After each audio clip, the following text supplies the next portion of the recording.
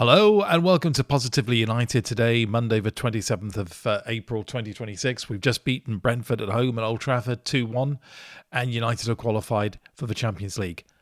Not mathematically certainly, but 11 points clear of Brighton, 4 games left.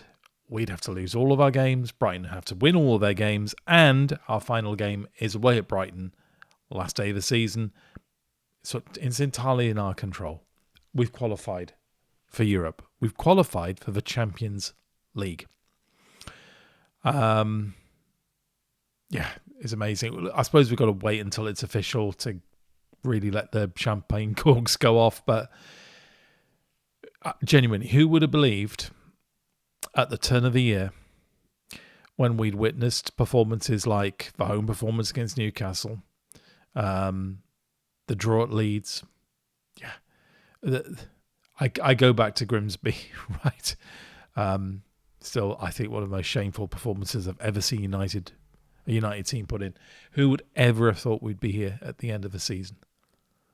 Amazing. What a job Michael Carrick has done. What a job his coaching staff have done. And fair play to the team. The team have reacted so well to the change. I'll do my player ratings and my 5 insights videos tomorrow. So this is just going to be a quick match reaction. But one of the things I think that we have been maybe critical or questioning of Carrick is how quickly he makes changes in a game. Now we've heard that, Middlesbrough fans, one of their criticisms of Carrick was that he didn't change things quickly enough in games when the tactics needed to change, when substitutions needed to be changed. And it's a criticism I've made myself on this channel. He sometimes he waits far too long to make substitutions. He waits far too long to make tactical changes, if any tactical changes. Well, he can't be accused of that today, can he? Because he made the changes at half time. And did anybody see that tactical change coming? Now, I didn't think he'd touch a back 5 with a barge pole with the reputation that has now got at the club. But he did it. Why did he do it? Because we ended up 2-0 up at the end of the first half. A bit fortunate, frankly. 2-0 up, however. He was 45 minutes away of satisfying the clear instruction that he appears to have been given when he got the role. Get us qualified for Champions League. He knew a win tonight would effectively seal it. Not mathematically, but effectively. 2-0 up at half time, and he could see that the team was being run through far too easily in the first half. So what does he do? Major tactical change. Reverted to a back 5. Took Ahmad off, who'd actually been quite lively, but who'd made a couple of poor decisions. But took Ahmad off. Ahmad was a sacrifice. Brought on Mazraoui. 5 at the back. Never saw that coming. Never saw that coming. Carrick took control of the game at halftime. And whilst the second half was not comfortable viewing as a consequence, Carrick decided to shut up shop because we were 2-0 up. Now, I'm still thinking about whether I'm entirely happy about that. Sort of 90% of me, of course, is because we won. And we're now in Europe. And 95% of me can understand completely the logic behind it. But do I like us playing with 5 at the back? No. Do I like us essentially parking the bus? No. But sometimes you've got to be pragmatic. And you cannot accuse Carrick of not making a bold decision to take control of the game. He did it. He did something tonight that even people like me who are well disposed to him have been critical of him in previous games. He absolutely took control of that game. And we eventually won 2-1. I have to say, when Brentford scored, what a goal that was. But in many ways, that sums everything up.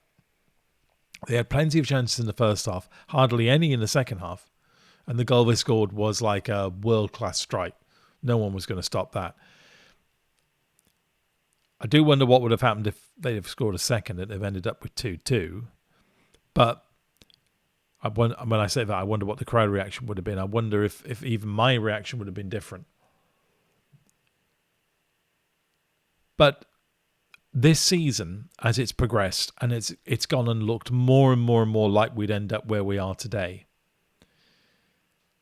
I think what I've certainly been doing is looking at Carrick and wanting to know, can he answer questions?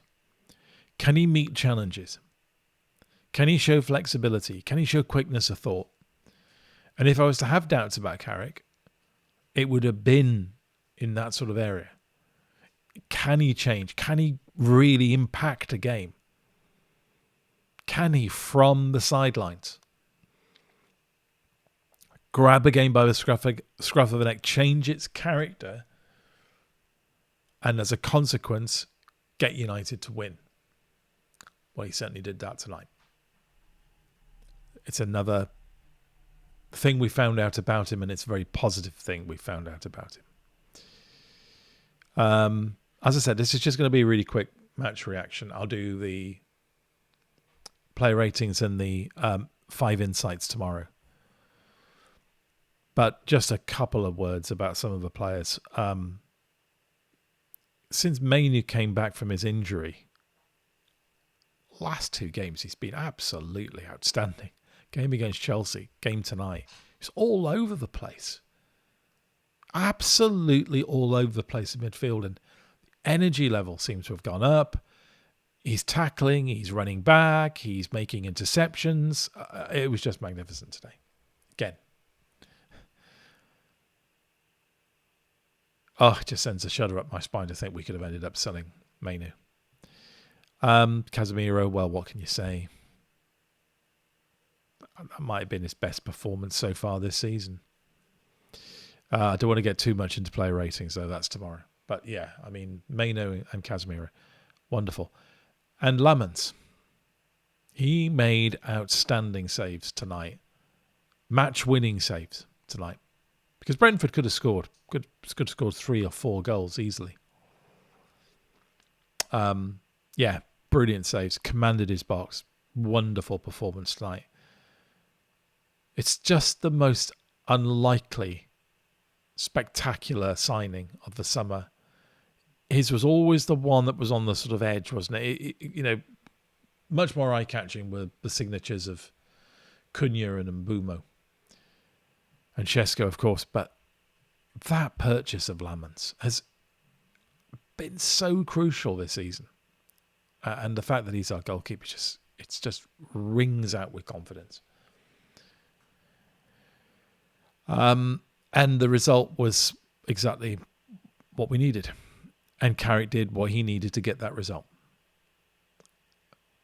Yeah. Next season, we're going to be playing, 55 games at least? Not the 40-odd we've been playing this season. Wonderful, magnificent, hopefully. Champions League nights back at Old Trafford. It's a hell of an achievement. Carrick deserves a lot of credit. Should he get the job? Well, I've always said wait until the very end of the season. And it's still not mathematically certain, so let's not rush it. Probably have more to say about it in my 5 Insights video. But he deserves every plaudit that he gets. He won't get some plaudits.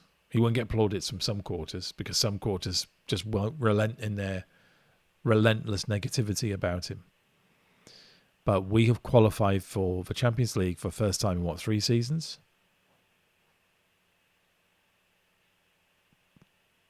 Yeah.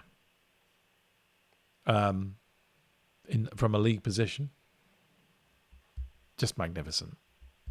Really magnificent. Well done to Michael Carrick. Well done to his coaching staff. Well done to the team who've reacted so well to the new approach that Carrick has brought in. They do deserve a lot of credit, all of them. Be lovely if it could be mathematically sealed on Sunday, wouldn't it? A home against Liverpool. Wouldn't that be magnificent? So let's wait until then, until we start, as I said, popping the champagne corks. See you tomorrow for the play ratings and the 5 insights. And until then, and it should be quite easy tonight, always remain positively united.